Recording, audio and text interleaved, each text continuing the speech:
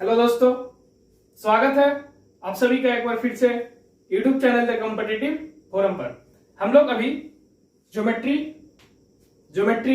Practice session कर रहे हैं। ज्योमेट्री का प्रैक्टिस सेशन कर रहे हैं, वो भी प्रीवियस ईयर्स क्वेश्चंस का। ठीक है, उसमें हम लोग टाइप 1 कंप्लीट कर चुके हैं और टाइप 2 में क्वेश्चन नंबर 1 to 60 कंप्लीट कर लिए हैं। अब हम लोग बढ़ेंगे टाइप 2 का क्वेश्चन नंबर 61 से। तो देखते हैं हमारा नेक्स्ट क्वेश्चन जो है क्वेश्चन नंबर 61 वो क्या बोल रहा है। क्वेश्चन नंबर 61 है एबीसी एक समबाहु त्रिभुज है। एबीसी कैसा त्रिभुज है? एक समबाहु त्रिभुज है और सीडी एंगल सी का आंतरिक द्विभाजक है। यदि डीसी ई तक इस प्रकार बढ़ाया जाए कि एसी बराबर सीई, तो एंगल सीएई किसके बराबर होगा? चलिए देखते हैं क्वेश्चन नंबर 61। क्वेश्चन नंबर 61 बोल रहा है एबीसी एक समबाहु त्रिभुज है। ये कैसा त्रिभुज है? समबाहु त्रिभुज। समबाहु त्रिभुज का मतलब क्या होता है दोस्तों? उसका तीनों साइड आपस में बराबर, तीनों साइड आपस में बराबर। ए B C, A B C, ठीक है। उसके बाद बोल रहा है सी डी एंगल सी का आंतरिक द्विभाजक है। यानी ये सी है, इसका जो सी डी है इसका आंतरिक द्विभाजक है। आंतरिक द्विभाजक का मतलब एंगल बाइसेक्टर, जो एंगल सी को दो बराबर आपस भागों में बांटा है। ठीक है, सी डी एंगल सी का आंतरिक द्विभाजक है। यदि डीसी ई तक इस प्रकार बढ़ाया जाए, डीसी को ई तक, सी को यहां लिख देते हैं, ई तक इस प्रकार बढ़ाया जाए, डीसी को सी, डीसी ई तक इस प्रकार बढ़ाया जाए कि एसी बराबर सीई हो जाए। एसी बराबर सीई, यानी जितना लेंथ एसी का हो उतना ही लेंथ सीई का। तो सी ए ई कितना होगा? ये वाला कितना होगा? सी ए ई। अब देखिएगा कि इसमें हमसे पूछा है। अब देखिए समबाहु त्रिभुज, समबाहु त्रिभुज का तीनों एंगल कितना होता है? 60-60 का।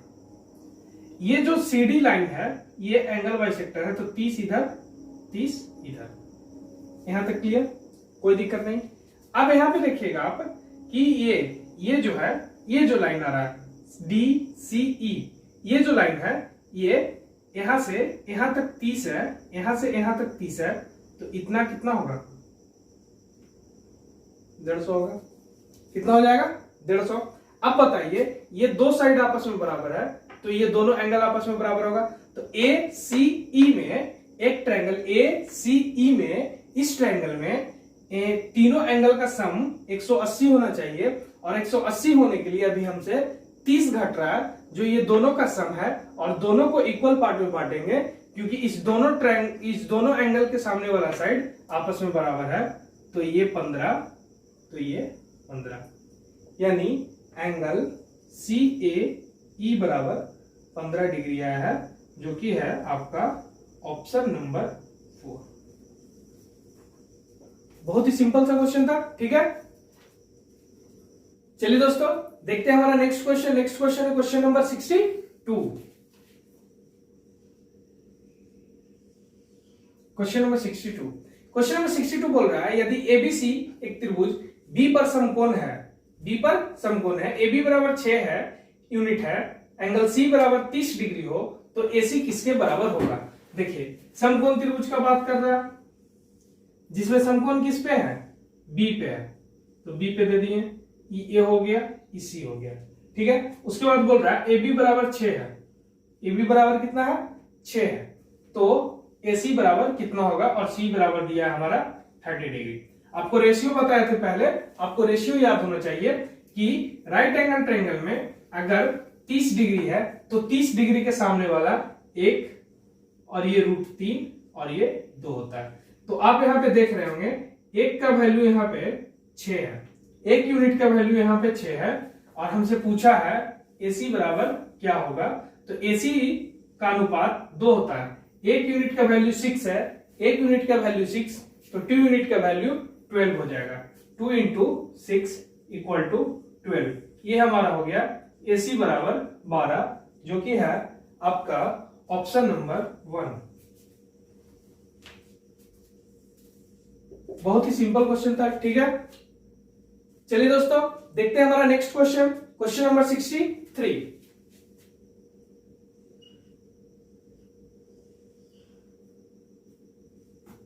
क्वेश्चन नंबर 63, एक त्रिभुज एबीसी में एंगल ए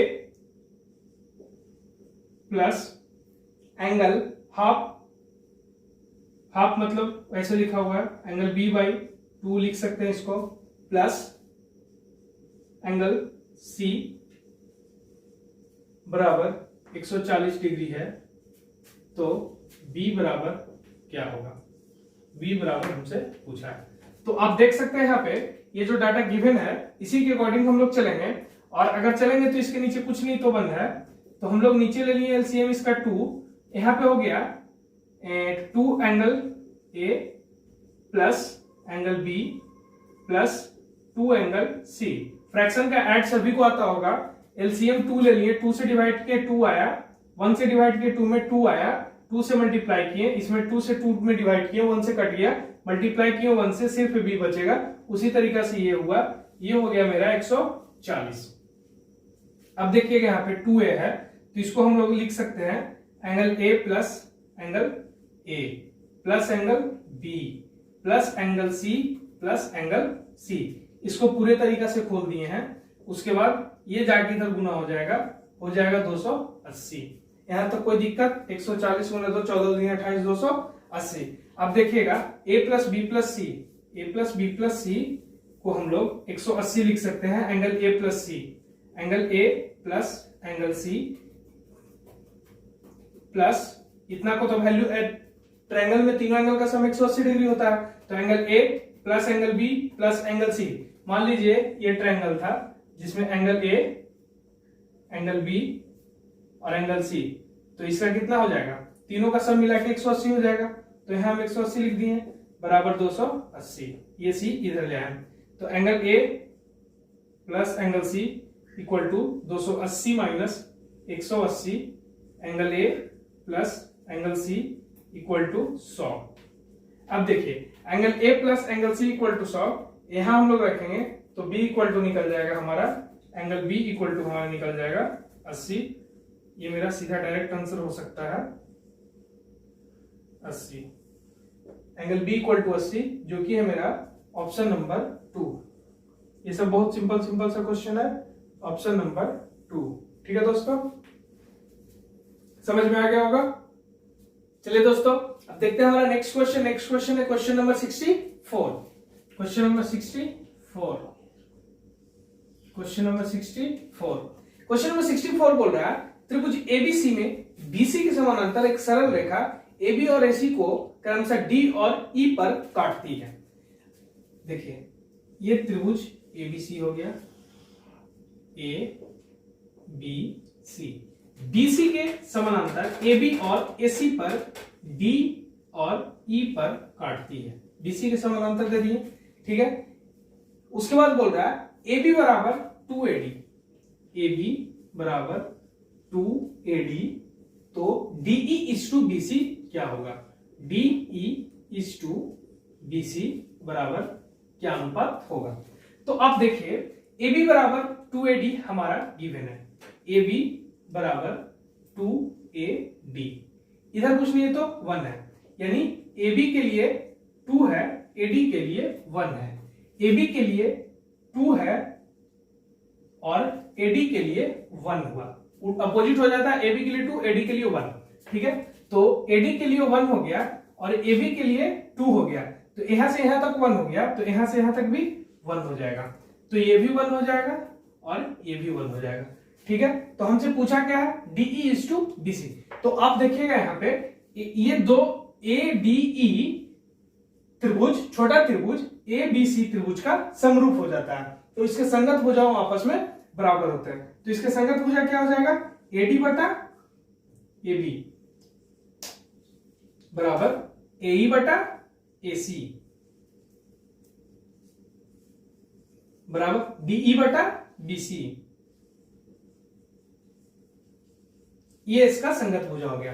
अब आप देखेंगे AD बटा AB का वैल्यू जो है AD 1, AB 1 1 2, तो यही हो जाएगा DE इज टू BC का भी अनुपात 1:2। तो इसके लिए आपका ऑप्शन नंबर हो जाएगा 3। सिंपल सिंपल सा क्वेश्चन है ये सब, ठीक है। चलिए दोस्तों, अब देखते हैं हमारा नेक्स्ट क्वेश्चन। नेक्स्ट क्वेश्चन है क्वेश्चन नंबर 65। Question number 65। एक आदमी 24 मीटर पश्चिम में जाता है और फिर 10 मीटर उत्तर में जाता है, तो प्रस्थान स्थल से वह कितनी दूरी पर है। तो आपको डायरेक्शन पता होना चाहिए। इधर होता है ईस्ट, इधर होता है वेस्ट, ऊपर होता है नॉर्थ और ये होता है साउथ। ईस्ट का मतलब पूर्व, पश्चिम, उत्तर, दक्षिण। ठीक है, इतना तक क्लियर हो गया। अब क्वेश्चन पढ़िए। एक आदमी 24 मीटर पश्चिम की ओर जाता है। मान लीजिए यहां है, यहां से चलना शुरू किया, वो 24 मीटर पश्चिम की ओर चलना शुरू किया, ठीक है। उसके बाद वह 10 मीटर उत्तर की ओर जाता है, 10 मीटर ऊपर जाता है। जब सीधे जाएगा तो ये। अब बताइए कि अब पूछ रहा है कि वह तो प्रस्थान स्थल से वह कितनी दूरी पर है। प्रस्थान कहां से चलना शुरू किया, यहां से। यहां से वह कितनी दूरी पर है, यहां से यह इतनी दूरी पर है। तो अब आप यहां पे देखिएगा कि एक राइट एंगल ट्रायंगल बन गया और ये इसका हो गया परपेंडिकुलर और ये इसका हो गया बेस, तो ये इसका हो जाएगा हाइपोटेनस। अब हम इसको निकालेंगे P square plus B square बराबर एच स्क्वायर करके, तो वो लंबा चल जाएगा। अब आप इसको देखिए कि किस ट्रिपलेट के फॉर्म के बेस्ट पे है। तो ठीक है, आप यहां से देखिएगा, इसको आधा कर रहे होंगे तो निकल रहा होगा 5, इसको आधा कर रहे होंगे तो निकल रहा होगा 12। 5 12 के साथ कौन सा ट्रिपलेट आता है, 13। लेकिन हम तो 13 नहीं लिखेंगे, लिखेंगे यहाँ 26, क्योंकि सब इसका डबल है। तो हमारा बेस फॉर्म हो गया 5 12 13 ट्रिपलेट, जिससे हम बहुत सारे ट्रिपलेट इसके मल्टीपल में निकाल सकते हैं। यहाँ पे इसका 2 गुना है, अगर 3 गुना भी होगा तो इसी के बेस पे ट्रिपलेट वो होगा, ठीक है। तो हम यहाँ पे निकाल लिए 26, यानी टोटल जो डिस्टेंस आया है मेरा वो 26 है, जो कि आपका है ऑप्शन नंबर 2, 26 मीटर। ठीक है दोस्तों, चलिए दोस्तों देखते हैं नेक्स्ट क्वेश्चन। नेक्स्ट क्वेश्चन है क्वेश्चन नंबर 66। क्वेश्चन नंबर 66 पढ़ेंगे हम लोग। 66 बोल रहा है एक समद्विभुज त्रिभुज में यदि शीर्ष कोण आधार कोण के योग से 2 गुना हो तो त्रिभुज के आधे शीर्ष कोण का माप क्या होगा। देखिए, भाषा को पहले क्लियर करके समझ लीजिए। हमको इस क्वेश्चन में किसी भी कैलकुलेशन का, किसी भी सॉल्यूशन का जरूरत नहीं पड़ेगा, और हम क्वेश्चन को पढ़ेंगे, समझने के बाद सोच के तुरंत आंसर दे सकते हैं। जैसे बोल रहा है कि ये एक समद्विभुज त्रिभुज है। समद्विभुज त्रिभुज का मतलब समबाहु त्रिभुज, जिसका 2 भुजा आपस में बराबर है। तो बताइए आप, ये दोनों एंगल आपस में बराबर होंगे कि नहीं होंगे, ठीक है। उसके बाद बोल रहा है उसका जो शीर्ष कोण है ना, शीर्ष कोण ये होता है, जो कोण बराबर नहीं होता है वो होता है शीर्ष कोण। ये है शीर्ष कोण। सुनिएगा ध्यान से, शीर्ष कोण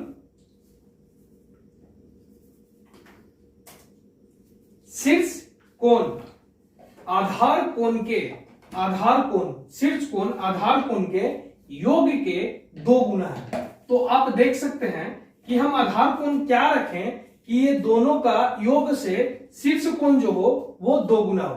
फिर से सुनिएगा, हम आधार कोण क्या रखें कि शीर्ष कोण आधार कोण का योग का 2 गुना हो। तो यहां 30 रखेंगे, यहां 30 रखेंगे, ये दोनों का 30 30 60, 60 का 2 गुना 120। सेटिस्फाइड हो गया, ठीक है। अब हमसे क्वेश्चन क्या पूछा, तो उस त्रिभुज के आधे शीर्ष कोण का माप क्या होगा। तो इसका आधा शीर्ष कोण क्या हो जाएगा, आधा शीर्ष कोण 120 का आधा 60। ये हो गया मेरा answer, option number 1, option number 1, ठीक है।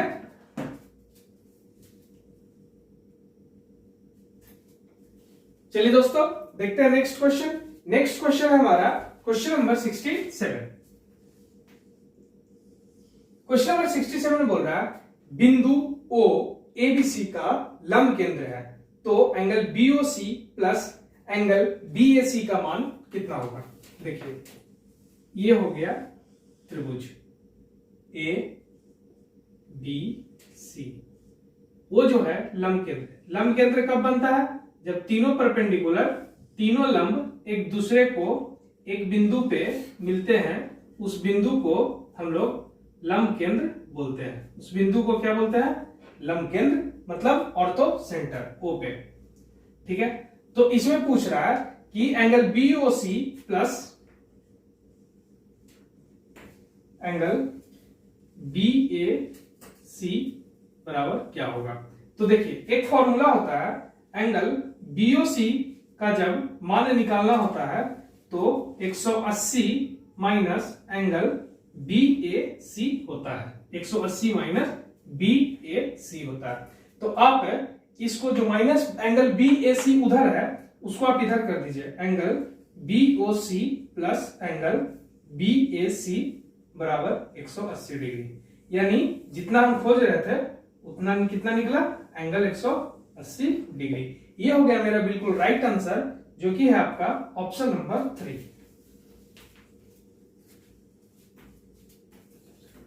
ठीक है दोस्तों, चलिए दोस्तों देखते हैं हमारा नेक्स्ट क्वेश्चन, क्वेश्चन नंबर 68।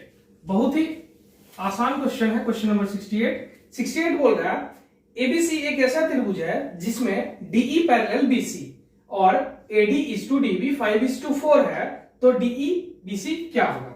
देखिए ये हो गया आपका त्रिभुज A B C, A B C, A B C. ठीक है, डीई पैरेलल बीसी है, बीसी के पैरेलल डीई है। इस टाइप के क्वेश्चन हम आपको पहले भी कराए हैं। डीई पैरेलल बीसी है, AD is to DB, AD is to DB 4:5:4 है, 5:4 है। ठीक है, तो डीई इज टू बीसी क्या होगा, डीई इज टू बीसी क्या होगा। ठीक है, कितना सिंपल सा क्वेश्चन होता है। जब पैरेलल लाइन होते हैं तो इसमें ए डी ई और ए बी सी एक दूसरे का समरूप हो जाते हैं। पिछले क्वेश्चन में भी हम एक्सप्लेन किए थे। तो जैसे ही समरूप होते हैं तो इसके संगत भुजाओं का अनुपात आपस में बराबर होता है। तो इस तरीके से बराबर होता है, एडी बटा ए बी बराबर ए बटा ए सी, पहले छोटा वाला फिर उसका बड़ा वाला, फिर होता है डीई बटा बीसी। क्लियर। और एडी बटा एबी का वैल्यू है, एडी 5 और एबी पूरा 5×4=9, 5/9। ये हो गया मेरा। तो डीई इज टू बीसी हो जाएगा 5:9, डीई इज टू बीसी, इसी का सब इक्वल वैल्यू है, तो इसका भी हो जाएगा DE is to BC 5:9, option number 4। ठीक है, चलिए दोस्तों देखते हैं हमारा next question, question number 69। Question number 69 क्या बोल रहा है, एक समभुज त्रिभुज के आंतरिक त्रिज्या और बाह्य त्रिज्या का अनुपात क्या होता है। देखिए समभुज मतलब समबाहु त्रिभुज, ये समबाहु त्रिभुज है जिसका तीनों भुजा आपस में बराबर। मान लेते हैं इसका ए है, ए है, ए है। इसका आंतरिक त्रिज्या और बाह्य त्रिज्या का अनुपात क्या होगा। आंतरिक त्रिज्या बराबर आर मान लेते हैं और बाह्य त्रिज्या बराबर बड़ा आर मान लेते हैं। ठीक है, ये इन सेंटर सर इन रेडियस हो गया, ये एक्स रेडियस हो गया किसका, इक्विलेटरल ट्रायंगल का। ठीक है, तो इसका इन सर्कल इन अंतर त्रिज्या का फॉर्मूला क्या होता है, a/2√3। उसी तरीके से बड़ा वाला का क्या हो जाएगा, r बराबर a/√3।